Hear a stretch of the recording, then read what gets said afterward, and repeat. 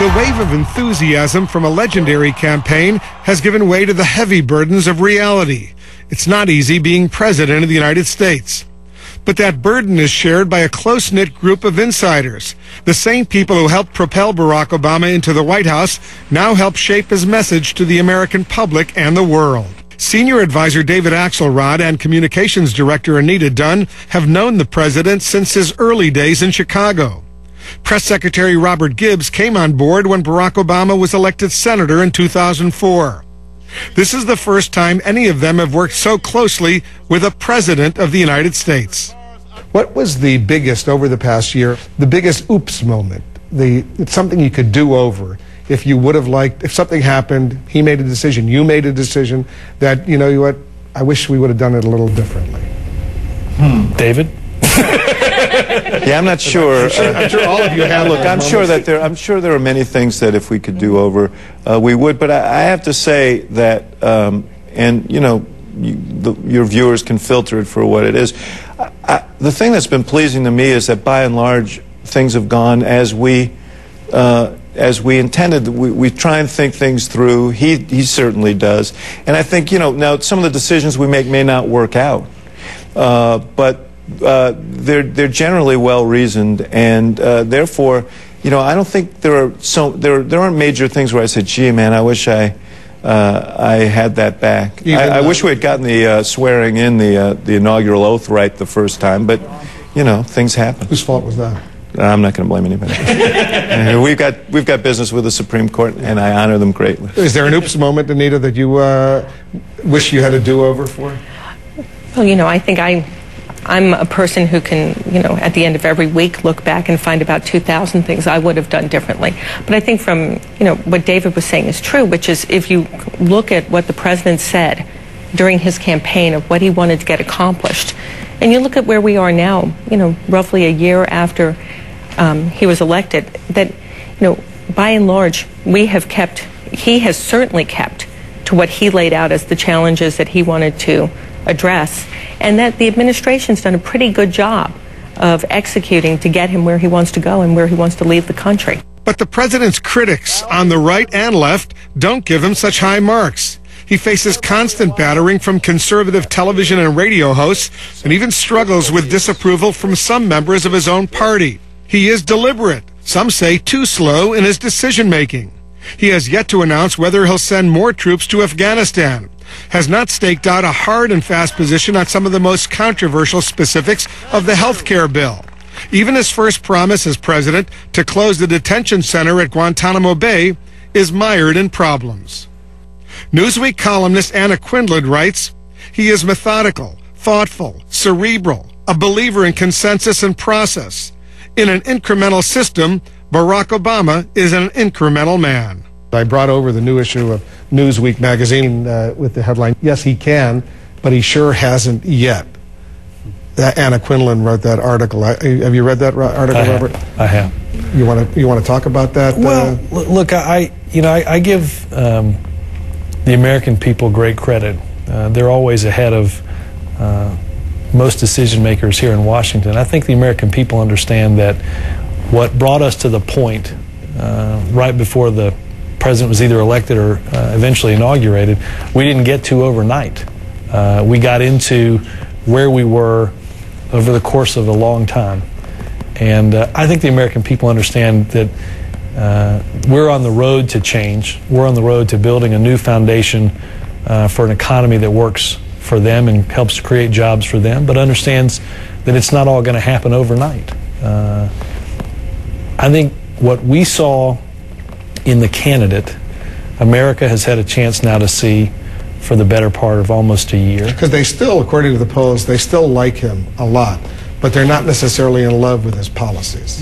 Well, Wolf, let's take into consideration that we're governing in some difficult times, and we knew that. I say to him sometimes, gee, it would be interesting to be here when we didn't have two wars, the worst economic crisis since the Great Depression, you know, huge deficits we were handling, and a pandemic. And a pandemic, yes. And he says, yeah, but we probably wouldn't be here if not for all these problems. He takes that in stride, but the fact is people have a reason to be dissatisfied. These are not great times. I think they understand he's working towards solving these problems. As Robert said, they understand it's going to take some time, but nobody should feel satisfied. We certainly are. We've accomplished a lot. There are a lot of good things that we've gotten done, but until the American people are feeling full recovery from the economic situation, or until we get our troops home, not just from Iraq, but Afghanistan clarifies and so on, people are going to ask questions, and they should.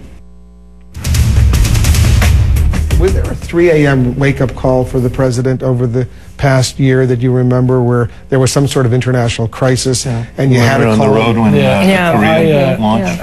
For some reason, waking the president up from slumber falls unnecessarily on the press secretary at times. The scary thing is the person has to wake Gibbs up. I thought usually Rahm Emanuel, the chief of staff, should have that job. I'm going to give him that job the next time there's something. We all were in a room